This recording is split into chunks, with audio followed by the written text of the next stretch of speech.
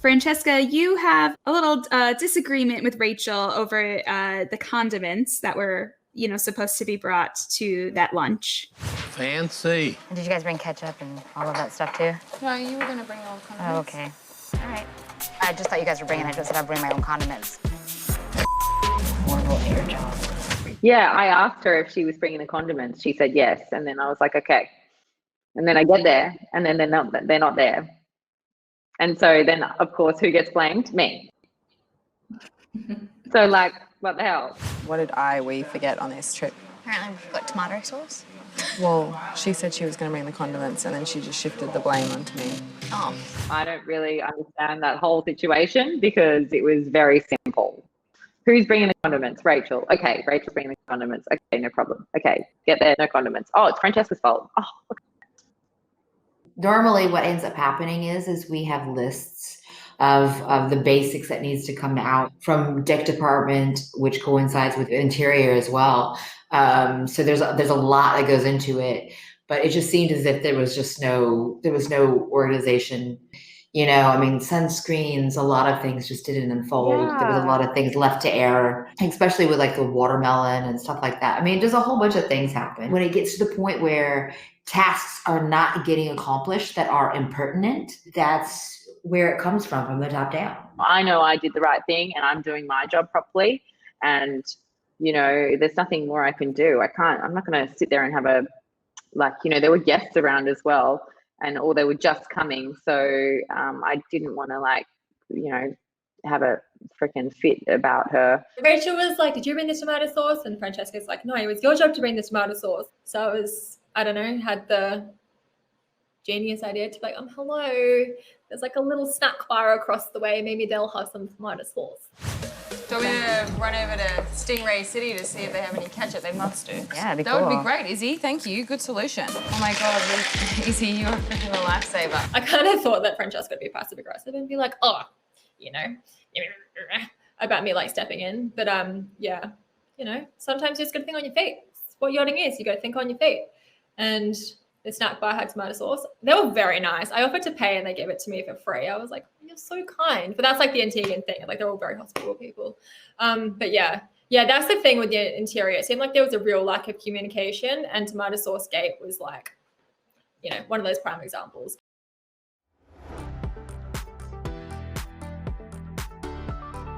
So Rachel, this season we see you open up about your relationship with your boyfriend Vincenzo. How's it going? Are you fine? Yeah, I'm good. We're off and running. You sound happy. That makes me happy. I love you.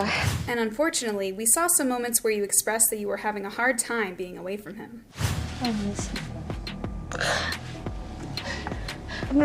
I want you. I love you. I miss you. I want you here. I don't want to do this.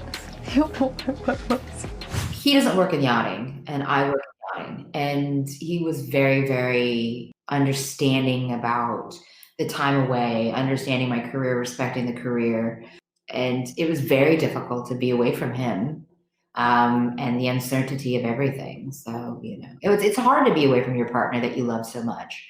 But it also helps when that partner is very, very understanding and, you keep that line of communication together. So it really is important. So how is your relationship today now that you're off the boat? We're not together anymore. Oh, I'm sorry to hear that.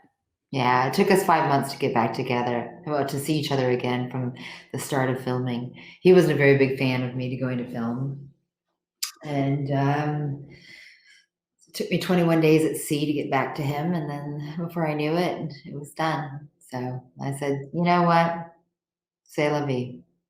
That's fine by me. If you're going to do it now before we're married and have children. So I'd rather just clean start. It's actually been a wonderful experience. So nothing's been bad. Get a beautiful little apartment I love. I'm here in a good area where I can work on boats, and I'm signed on to a boat. So everything works out perfect. And I'd rather it come out in the wash now than later on down the road. Yeah, what are we going to do? Just decombust, It's like we got to figure out how to navigate it.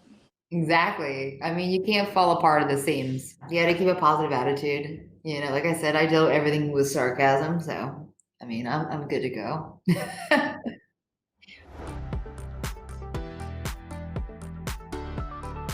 So Ashling, we see you bartend for some guests who don't want to go to bed.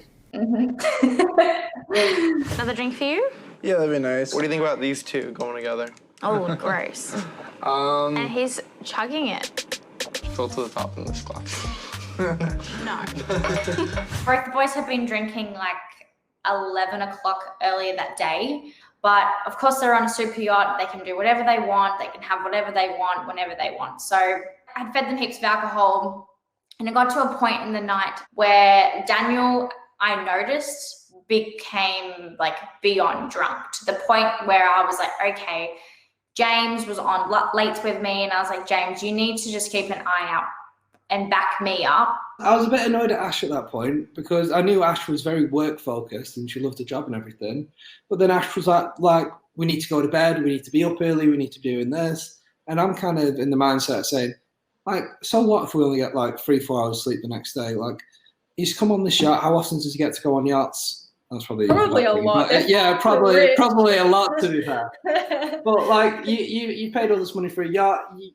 Like, everyone's gone to sleep. You want to stay up and party, which is kind of what I was like after like the first couple of nights out. That's all I wanted to do. So I was more than happy to just stay up with the guy, talk to him, and he just carries on drinking, and like I'll just look after him. But Ash was like, no, we need to put him to sleep. So to be fair, that kind of annoyed me. Would you like one more Hennessy? Shot and double shot. I'm gonna take a shot. Can I have a quadruple shot then? You're serving them too slow. One more big one. He has drank this much Hennessy. That's impressive, yeah. James was seriously no help. James was like getting in with them, like being like, yeah, Ashling, can you make another drink? I'm like, James, shut up. I'm like, just go and shabby something outside or clean the deck. Like, You even kind of tell a little white lie that the hot tub is it's out of order. I'm gonna go mind my own business up in the hot tub. I'll see you guys in the morning. The hot tub is out of order. he just wanted to get in the water. So I said, oh no, it's not going to be warm. So, because the engineers have already turned it off, which they hadn't, but I was only trying to care for him and making sure, if he were to drown. So I just took my initiation and said no. It's a tricky one, isn't it? It is. Because it's the charter guest, the primary charter guest's son. I think you did the right thing, you got to play it by ear every situation. You couldn't have, been a lifeguard up there at the bloody spa. But at this point it was like beyond 1:30. I'm like, okay, and he's like, the hot tub's hot, you're a liar. And I'm like, oh, I'm gonna go up one more deck. Sure. They're lying to me. Tell me the hot tub is draining. It's full, perfectly hot. And he literally told me you're mean, you're horrible, you've wasted my holiday, all this stuff. And I felt so guilty, but I'm only caring for him. I just want to go to bed. I know that's a big no in the yachting industry. You go to bed when the guest goes to bed. But these boys were young. They'd been drinking all day long. More than half a bottle of Hennessy, one of them consumed.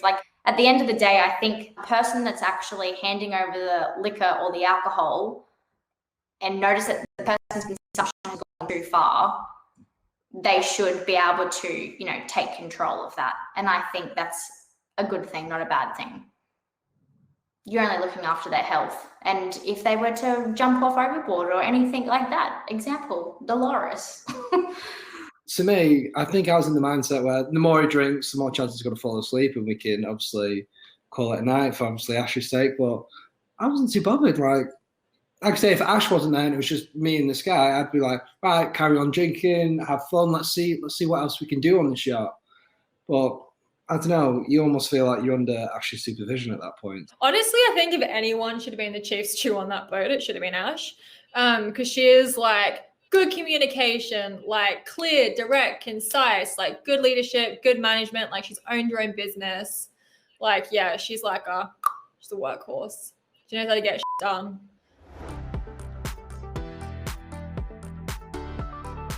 The charter with the seagull charter guest. Captain, Dave and Jackie. Jackie. Queen of Versailles. It's Your Highness. Jackie, why are you wearing your sash? I didn't know there was a beauty contest. I've worked for some, you know, really wealthy people, and, you know, some of them like being called sir, some of them like being called by their first name. You never know. So it's sort of like, I don't know, I just threw it out there. I thought it would have been a good laugh if we all had to call her the Queen of Versailles all the time. So welcome on board. Some people know me as the Queen of Versailles. Would you like to be referred to as the Queen of Versailles or Mrs. Siegel? Either way. Okay, no problem. Excuse me, Queen. What would you like to eat today? Yes, your master. No. They're worth billions. I mean, they built this Versailles house and ran out of money, so God knows how much they actually have. Like, go on about how much money you have and flaunt your cash. Like, you know, she's like, oh my God, this is like my Versace, like, inflatable tube. And I Googled it and it was like $300. And I was like, you're paying $300 for something. Like, do you really want to be bragging about that? Good job. This thing is so extra. She even gives you all the women of the crew tiaras at one point during the charter. I know. It was so cute. What would the Queen of Versailles be doing without her princesses around? Oh my God. Thank you. Thank you so much. Thank you. Thank you. You could all feel like royalty. Exactly. Somewhat. I really like her. I really did. I liked her and David both. I don't know, maybe it's because we shared the same tragedy, but to see where they were after what they've been through.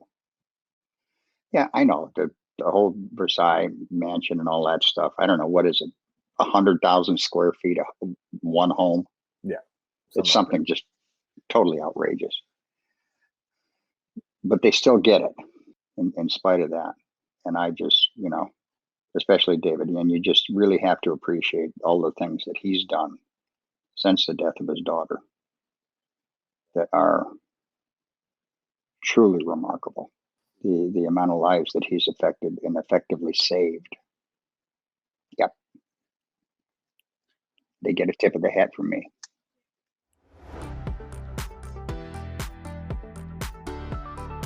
I know Ash, you know, I know her work ethic now, and I've got to have her back, you know, no matter what. But then there's a fine line between like making the charter guests think that you kind of understand their problem and that, yeah, sure, oh my God, she should not have done that.